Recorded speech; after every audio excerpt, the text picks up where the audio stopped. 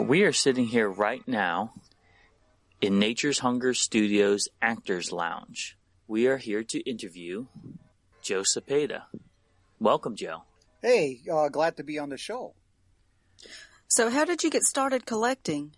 I guess when I got interested in making Star Trek fan films, then I noticed that there were fans out there that had all these curios and artifacts and stuff like that, and kind of like one thing led to the other because their interest, and then I got interested in different aspects, and I guess it's like Pokemon that you had to kind of collect them all. Yeah. If that makes any sense.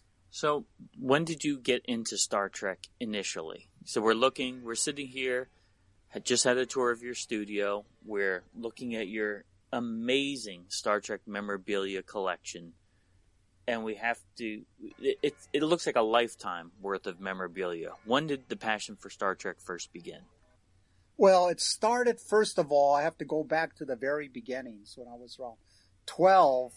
I was a military dependent, and my dad was stationed in a place called Pirmasens, Germany. And I went to the PX, the Post Exchange, and there was a comic book of Star Trek. And if you're familiar, this is in the mid-'60s, there was no television at all in Germany for the military dependents, but they had tons of comic books. So when I saw this Star Trek comic book, I started getting kind of interested. And because there were photographs in there, and it told about the series, and I had to wait until I got back to the States. So I was a little deprived, and I missed season 1 and season 2. And then when I finally got back to the States, I got a chance to see season 3, and I got very excited. So I started collecting the starship models, the Enterprise, the Klingon ships, started painting them, and then that was my initial interest. Then it kind of like died out until 2009 when J.J. Abrams did the Star Trek reboot and all things new. And then I got excited when I saw the film because he said, if J.J. Abrams can do that, why can't I? You know, it's like a renaissance in me of I say, hey, wow, maybe, I didn't go far enough the first time. So like I said, in the 1960s, I kind of lost interest in it because when it came off the air, I actually got depressed, upset, that, the film series was gone. And then 2009, J.J. Abrams comes along and kind of gives you a reacquaintance, a firing up of an old thing made new. So I started researching everything about Star Trek, got really interested in it, started making my own films. But my first films, if you see them, Star Trek Nature's Hunger, you'll see that they're outside. They're in the woods and stuff because I didn't have any sets. And then I learned something that they were saying that they were making Star Trek films using green screen. So I had to go through the books and learn what is green screen? How do you do this green screen? And they said, it's like magic. You don't have to build any sets. All you have to do is have a green cloth in the back, and you get the special software, and then you could color it out, and then you could put whatever backgrounds that you want, and you didn't have to build any sets, and you have all these new great creative worlds. So that's how I got interested. So in 2009, then I got my relatives interested in it. That's my initial pickup on that, and then things kind of like started blossoming from there, like a snowball, just gathering energy and so forth. And then from there, green screen. Then there were certain things the green screen that I was missing. I wanted the cinematography, the lighting, the cool lighting, colors, shadows. So then I started building live sets to complement the green screen, so it would be more lively, so to speak. So we just took a tour of the variety of sets that you have here at Nature's Hunger Studios. Let's give our listeners a verbal walkthrough of what it's like to take a tour of this set. Okay. So we begin where? We're begin at the entrance of the studio, which is in my house basement, and you take a tour through a corridor, and the first thing that you see that's a permanent set is the shuttlecraft landing bay entrance. And if you've seen the episodes like Galileo or the other Star Trek episodes where they have the entrance to the shuttlecraft hangar. We recreated that to include the controls and the colors, and that's what it's about there. That's the start. Then we go into the I call it Studio 2. You go in, it's a large room that can be redressed to whatever that you want to make it. A lot of times we'll probably use it for the briefing room, or we can turn it into the captain's quarters, or we can turn it into the a corridor if we need to, a recreation deck, or the captain's quarters. So there's untold possibilities what you can turn it into. Tell us about the details that you offer in the rooms. The details, we put up walls. We have gray gray starship walls, and then that's just the walls. So we can put green screen or blue screen in front of it. We can make it black. We can turn it into an alien planet sort of thing, just by putting strange alien curtains and plants and stuff. Put in some bar stools, put in some chairs, and it becomes an alien world. So that's kind of like our big main, turn it into whatever your imagination tells you. All right, and what's the next room that we go into on the studio tour? Then you go through a little mini corridor, and then you go into our makeup department. Now, for our makeup department, we have a lady come in, our makeup person come in, put a chair there. But we thought it would make it interesting for the people that are there. So we decided to turn it into kind of like a curio shop, a collectible shop. So while they're having their makeup done or their hair done or whatever, they could look at all these curios. So we have a collection. Vintage collection goes back to the 1960s. There's some fun things to see there. And then the Renaissance seems to be like the 1970s, mid-70s, when all this vintage stuff kicked off. So we have those. We have an assortment of games, models, action figures. My eyes almost popped out of my head when I came into this section. It's insane what you have. Yeah, it's an assortment. We tried to have like an assortment of different things that people were interested in. And the first ones I tried to get was the most sought after. You have the famous Star Trek lunchbox from the 1960s. There's just like a lot of stuff there that you would really have to search really high and low to come up with some of this stuff. But I was just patient because you could spend an entire fortune on Star Trek memorabilia. But if you are willing to do your research and be patient, you'll come across it.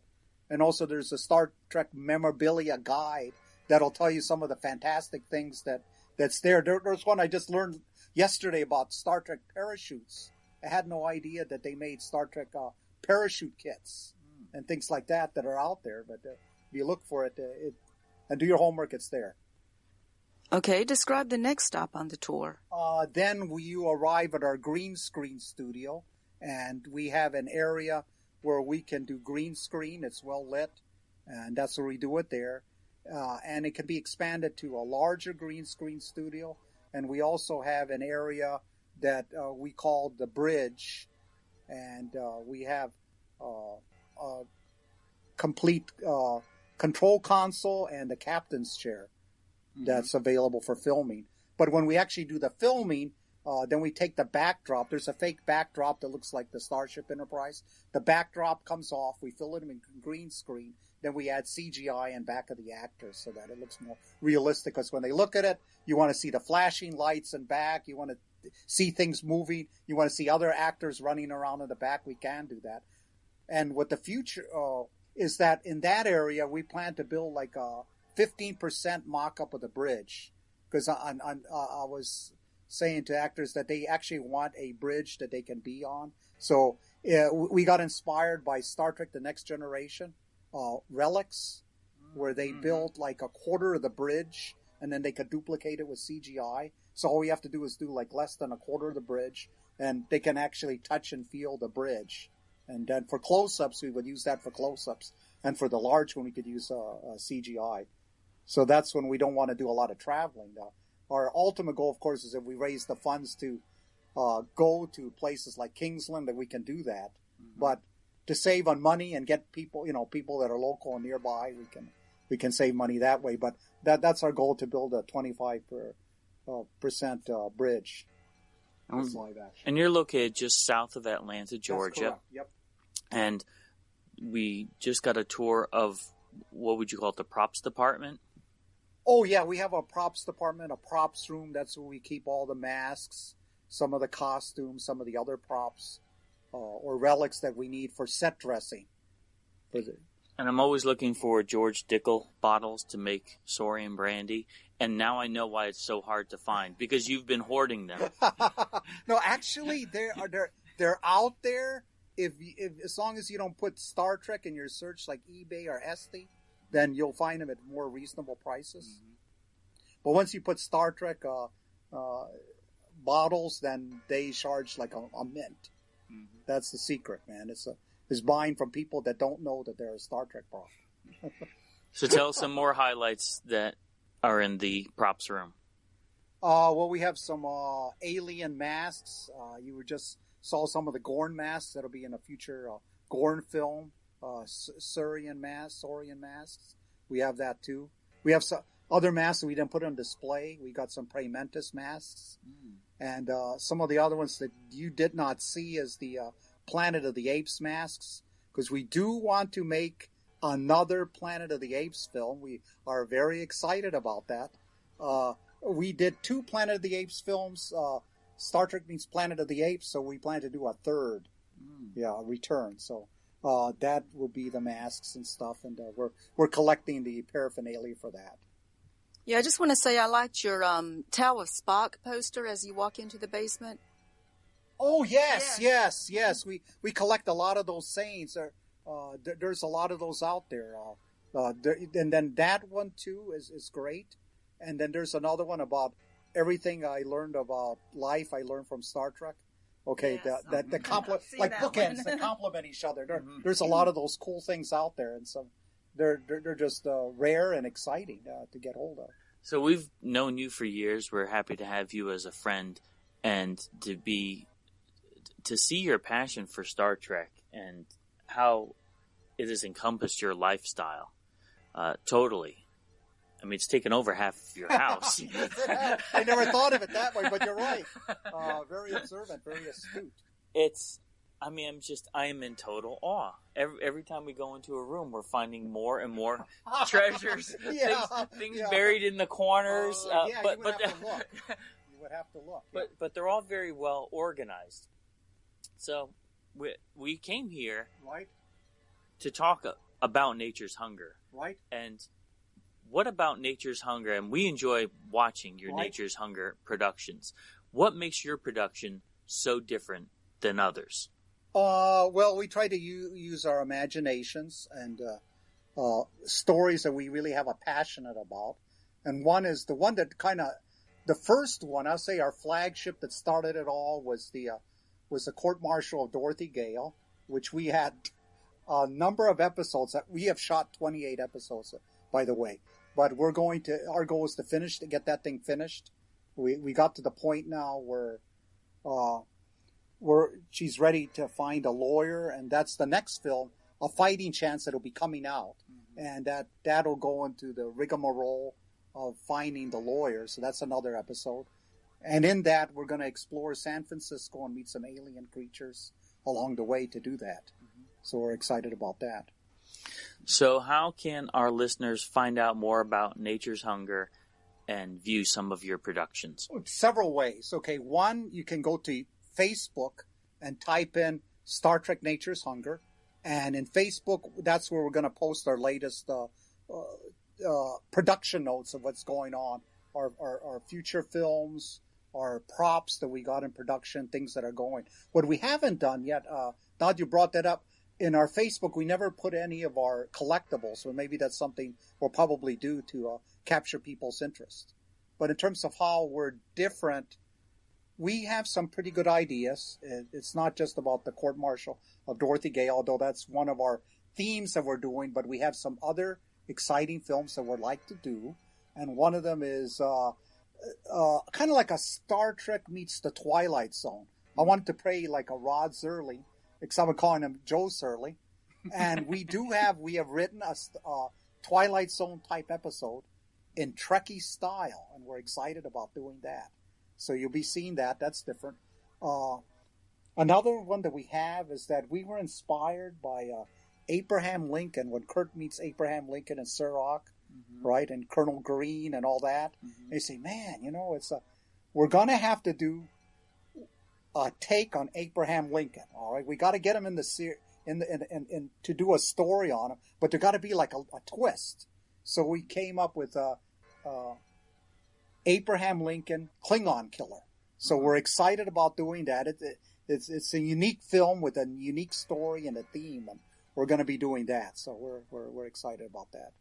We look forward to it. Yeah, those all sound like great films. Yeah, yeah, I'll say so too, because it's a human story. Okay, it's not just a lot of action, but it's a human story, and there's some Klingons in the Abraham Lincoln Klingon Killer. Okay, of course, obviously by the sound of the title, but not in the way that you would think, and that's what makes it a very unique film. So we're excited about that. Well, Joe, we've been supporting your films for years, and we thank you so much for giving us this in-depth tour of the studios, and we look forward to continue to support all that you've been doing. Well, thank you. Thank you for your support. It means a lot to us, and we thank the fans that are out there that have been watching. There's like this faithful bunch of fans, and they say, when's the next film coming out? When's the next? It's coming. Just be patient. We just wanted to do our little twist in our little thing there that we'll make it worthwhile. That's why we don't put out a ton of films like Randy Landers does, that he's able to belt out one a month. But lately we've either done one or twice, 2 films a year. Like last year we did like 2 films. This year we'll put up at least 1 for sure. Guaranteed the fans at least 1, possibly 2. But we like Randy Landers' style, that what he does is he works on a lot of films and then he puts them out when he's ready, and that's a winning chemistry, and we'll try to do the same in that. And thank the fans out there to watch these things. As long as you continue watching them, we'll continue making them.